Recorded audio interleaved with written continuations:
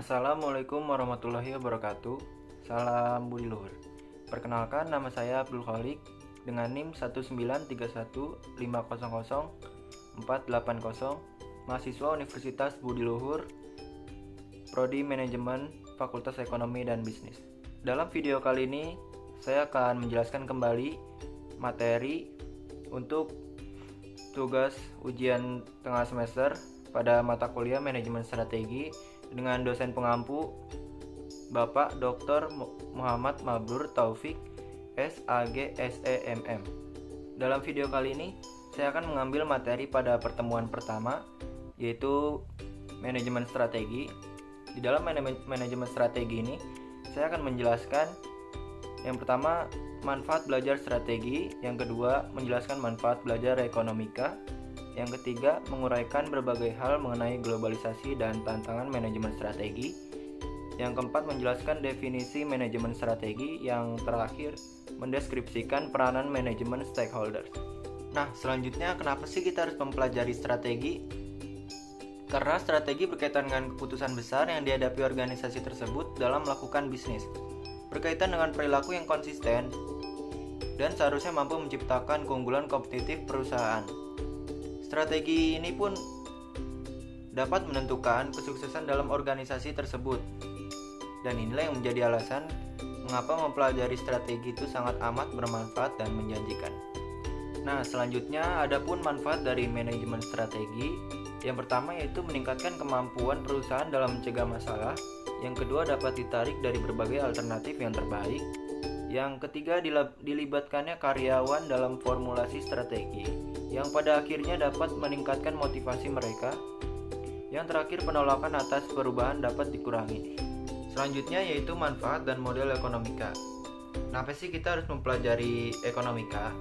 Karena dalam menganalisa pengambilan keputusan, baik yang dilakukan perorangan maupun organisasional, analisis ekonomika dapat digunakan untuk mengetahui elemen kunci dari proses yang dijalaninya.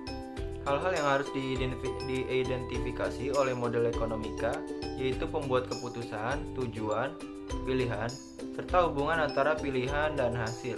Selanjutnya, globalisasi. Terdapat dua faktor penyebab globalisasi. Yang pertama, adanya dorongan investasi yang dimulai.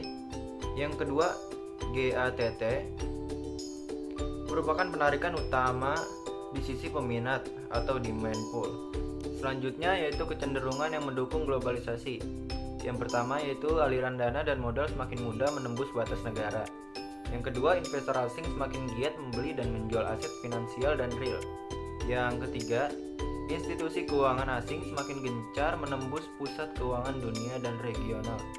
Yang keempat, banyak perusahaan mencatatkan dan menawarkan sahamnya di pasar modal internasional.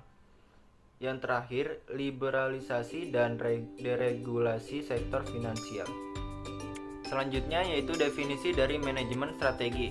Manajemen strategi terdiri dari analisis, keputusan, dan aksi yang diambil organisasi untuk menciptakan dan mempertahankan keunggulan kompetitif. Lalu, definisi strategi menurut para ahli. Saya akan menyebutkan salah satunya, yaitu menurut Ansoff. Menurut Ansoff, definisi strategi adalah aturan untuk pembuatan keputusan dan penentuan garis pedoman. Selanjutnya yaitu proses manajemen strategi. Yang pertama ada analisis lingkungan, yaitu memohon lingkungan organisasi untuk identifikasi kesempatan dan hambatan.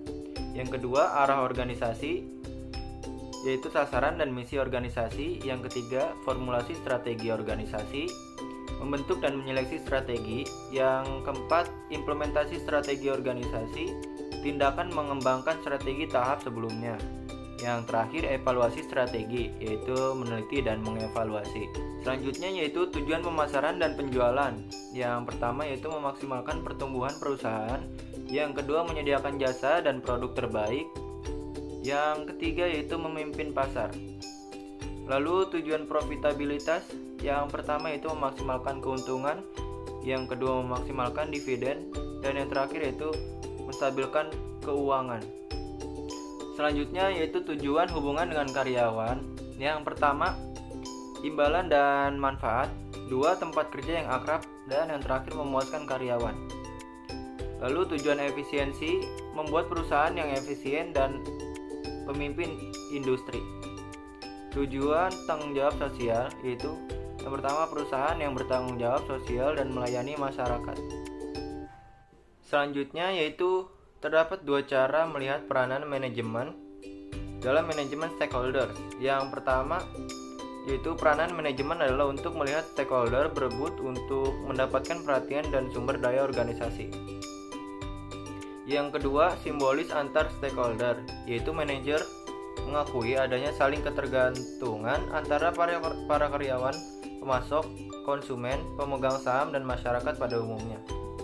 Lalu yang terakhir yaitu tahapan analisa dalam manajemen stakeholder. Yang pertama yaitu memetakan hubungan antar stakeholder. Yang kedua yaitu memetakan koalisi stakeholder. Yang ketiga, mengidentifikasi kepentingan masing-masing stakeholder. Yang keempat, mengidentifikasi kekuatan masing-masing stakeholder. Yang kelima, menyusun matriks prioritas stakeholder. Dan yang terakhir yaitu memantau kemungkinan pergeseran koalisi. Demikian penjelasan materi tentang manajemen strategi yang dapat saya sampaikan.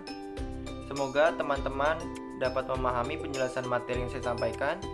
Kurang lebihnya mohon maaf. Wassalamualaikum warahmatullahi wabarakatuh. Salam Budi Luhur.